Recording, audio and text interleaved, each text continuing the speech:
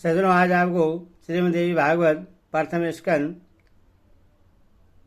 6 अध्याय में शेष साई भगवान विष्णु के कर्णमल से मधु केटव की उत्पत्ति तथा उन दोनों का बर्मा जी से युद्ध के लिए तत्पर होना, इस बारे में बताऊंगा। सज्जनों, इस चैनल को आप सब्सक्राइब एंड लाइक जरूर करें। आप कथा सुनिए। ऋषिगण बोले, हे सौम्य, आपने मधु और केटव के साथ भगवान विष्णु द्वारा महासिंधु में 5000 वर्ष तक युद्ध किए जाने की पहले चर्चा की थी। महावीर संपन्न, किसी से भी पराभूत न होने वाले तथा देवताओं से भी अपराजय वे दोनों दानव उस एकावर्ण के जल में किससे पारदूभूत हुए, वे असुर क्यों उत्पन्न हुए तथा भगवान के द्वारा उनका वध क्यों किया गया। हे महामते, आप यह परम अद्भुत आख्यान हमको सुनाइए। हम लोग यह कथा सुनने के इच्छुक हैं और आप अति प्रसिद्ध वक्ता हैं। हमारा और आपका यह संपर्क देव योग से ही हुआ है।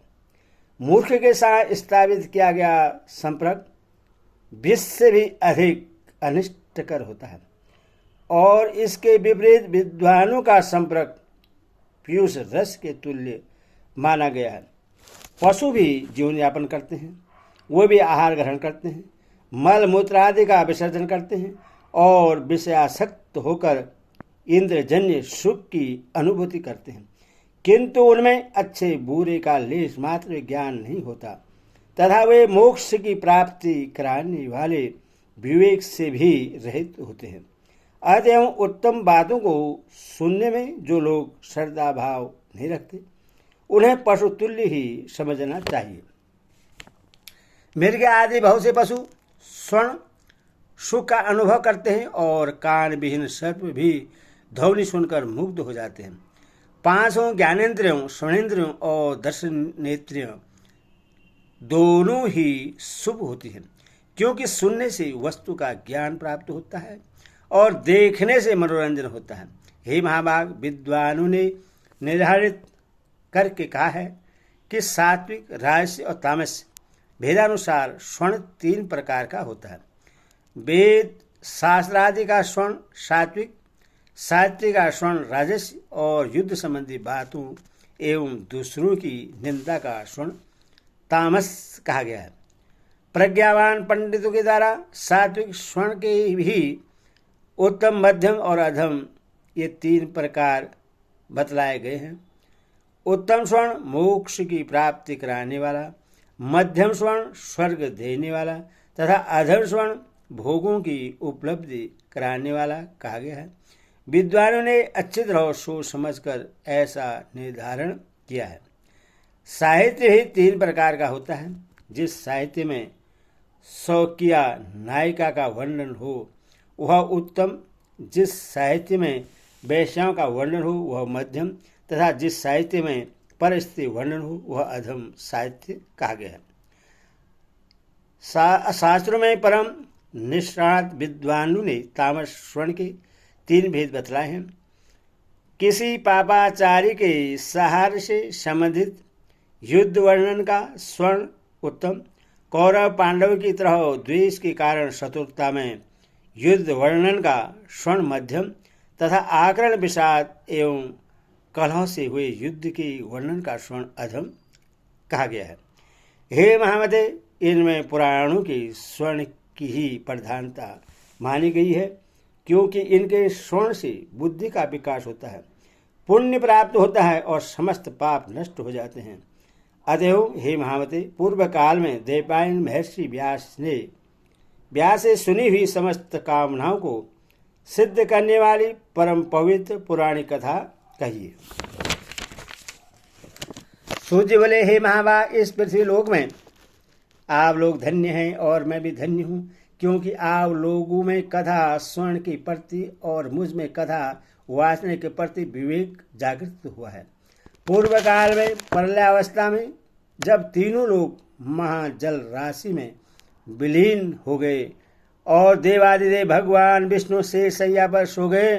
तब विष्णु के कानों की मैल से मधुकेट नामक 2 दानव उत्पन्न हुए और वे महाबली दैत्य उस महासागर में बढ़ने लगे। वे दोनों दैत्य क्रीड़ा करते हुए उसी सागर में इधर उधर भ्रमण करते रहे। एक बार क्रीड़ा परायण विशाल शरीर वाले उन दोनों भाइयों ने विचार किया कि बिना किसी कारण के कोई भी कार्य नहीं होता। यह एक सार्वत्रिक परंपरा है। बिना किसी आधार के आधेय की सत्ता कदापि संभव नहीं है। अतः आधार आधेय का भाव हमारे मन में बार बार आता रहता है। अति विस्तार वाला तथा सुखद यह जल किस आधार पर स्थित है? किसने इसका सर्जन किया? यह किस प्रकार उत्पन्न हुआ? और इस जल में निमग्न हम लोग कैसे स्थित हैं? हम दोनों कैसे पैदा हुए और किसने हम दोनों को उत्पन्न किया? हमारे माता पिता कौन हैं? इस बात का भी कोई ज्ञान हम दोनों को नहीं है।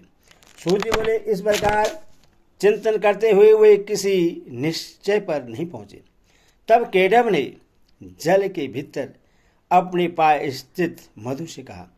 केडव बोला, हे भाई मधु, हम दोनों के इस जल में स्थिर रहने का कारण कोई अचल महाबली शक्ति है, ऐसा ही मैं मानता हूँ। उसी से समुद्र का संपूर्ण जल व्याप्त है और उसी शक्ति के आधार पर यह जल टिका हुआ है तथा वे ही परा देवी हम दोनों की भी स्थिति का कारण है। इस प्रकार विविध चिंतन करते हुए वे दोनों दानव जब सचेत हुए तब उन्हें आकाश में अत्यंत मनोहारी वाग्वीश्वरु एवं वाणी सुनाई पड़ी। उससे सुनकर उन दोनों ने सम्यक रूप से हृदय गम कर लिया और वे उसका दृढ़ अभ्यास करने लगे। तदंतर उन्हें आकाश में कूदती हुई सुंदर विद्युत दिखलाई पड़ी। तब उन्होंने सोचा कि निसंदेह यह मंत्र ही है और यह सगुण ध्यान ही आकाश में प्रत्यक्ष दृष्टिगत हुआ है।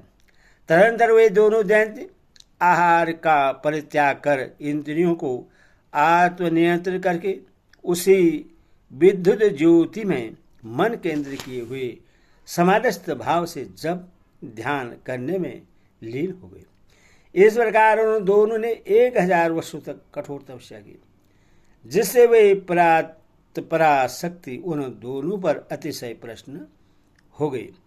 घोर तपस्या के लिए अपने निश्चय पर दृढ़ रहने वाले उन दोनों दानों को अत्यंत परेशान देखकर उन पर कृपा के निमित्त यह आकाशवाणी हुई, हे दैत्यो, तुम दोनों की कठोर तपश्चर्या में से मैं परम प्रसन्न हूँ। अतएव तुम दोनों अपना मनोवांछित वरदान मांगो, मैं अवश्य दूंगी।